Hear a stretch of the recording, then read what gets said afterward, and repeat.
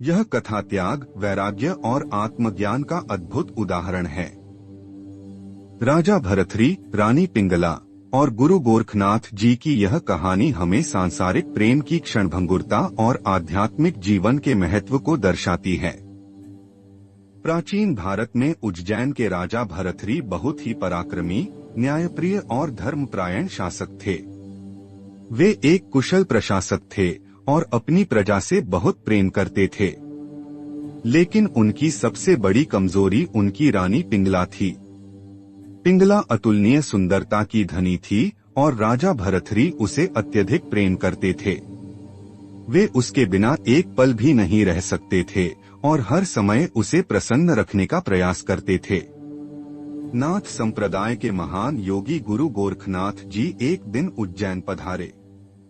उन्होंने राजा भरथरी को सांसारिक मोहमाया से बाहर निकालने का संकल्प लिया।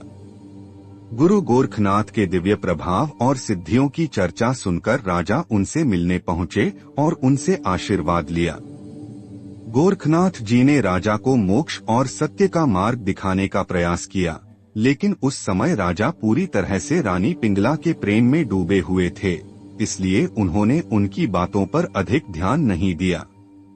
कुछ समय बाद गुरु गोरखनाथ जी ने अपनी योग शक्ति से एक दिव्य फल प्रकट किया। यह फल जिसे भी मिलता वह अमर हो जाता। गुरु गोरखनाथ ने वह फल एक संत को दिया और कहा कि इसे किसी सच्चे प्रेमी को दे दो जो पूरी निष्ठा से प्रेम करता हो। संयोगवश वह संत राजा भरथरी के पास पहुंचा और उन्हें यह फल दे दिया। राजा ने सोचा, इस संसार में अगर कोई है जिससे मैं सच्चा प्रेम करता हूँ तो वह मेरी प्रिय रानी पिंगला है। अगर यह अमर फल किसी को मिलना चाहिए तो वह वही है। राजा ने बिना कुछ सोचे समझे वह फल रानी पिंगला को दे दिया। राजा भरथरी तो पिंगला को सच्चे हृदय से प्रेम करते थे, लेकिन रानी का प्रेम राजा के प्रति वैसा नहीं था। राजा को पता नहीं था कि पिंगला का प्रेम वास्तव में किसी और के लिए था। वह अपने एक घुड़सवार सेनापति से गुप्त रूप से प्रेम करती थी।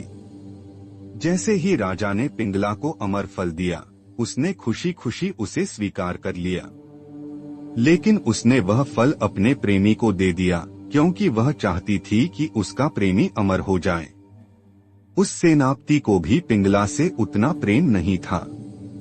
उसने वह फल एक नर्तकी को दे दिया। अंत में वह नर्तकी भी उसे किसी और को दे देती है। जब राजा भरथरी को यह सत्य ज्ञात हुआ कि उनकी प्रिय रानी ने अमर फल अपने प्रेमी को दे दिया था, तो वे अंदर से पूरी तरह टूट गए। उन्हें यह एहसास हुआ कि जिस पिंगला के लिए वे इतने समर्पित थे, वह वास्तव में उनके प्रति वफादार नहीं थी। यह रियलाइजेशन उनके जीवन का सबसे बड़ा मोड़ था। वे सोचने लगे, जिस स्त्री के लिए मैंने अपना सर्वस्व अर्पण कर दिया, वह तो किसी और से प्रेम करती है। इस संसार में कोई भी प्रेम सच्चा नहीं है। उनका मन पूरी तरह से संसार से उचट गया। उन्होंने सोचा कि यह संसार केवल छलावा है और सच्चा सुख केवल आध्यात्मिक ज्ञान में ही है। राजा भरथरी के जीवन का यह सबसे कठिन समय था। वे इस धोखे से बाहर निकलने का मार्ग खोज रहे थे। तभी उन्हें गुरु गोरखनाथ जी की याद आई। वे तुरंत उनके पास गए और अपनी व्यथा सुनाई। गोरखनाथ जी ने मुस्कुराते हुए कहा, राजन, यह संसार माया का जाल है। यहाँ सब कुछ नश्वर है। जो व्यक्ति इस मोहमाया से ऊपर उठ जाता है, वही सच्चे सुख को प्राप्त करता है। राजा भरथरी को अब सत्य का बोध हो चुका था। उन्होंने उसी क्षण अपना राजपाट त्याग दिया और गुरु गोरखनाथ के शिष्य बन गए। उन्होंने संन्यास धारण कर लिया और अपना शेष जीवन योग, साधना और आत्मज्ञान में बिता दिया। राजा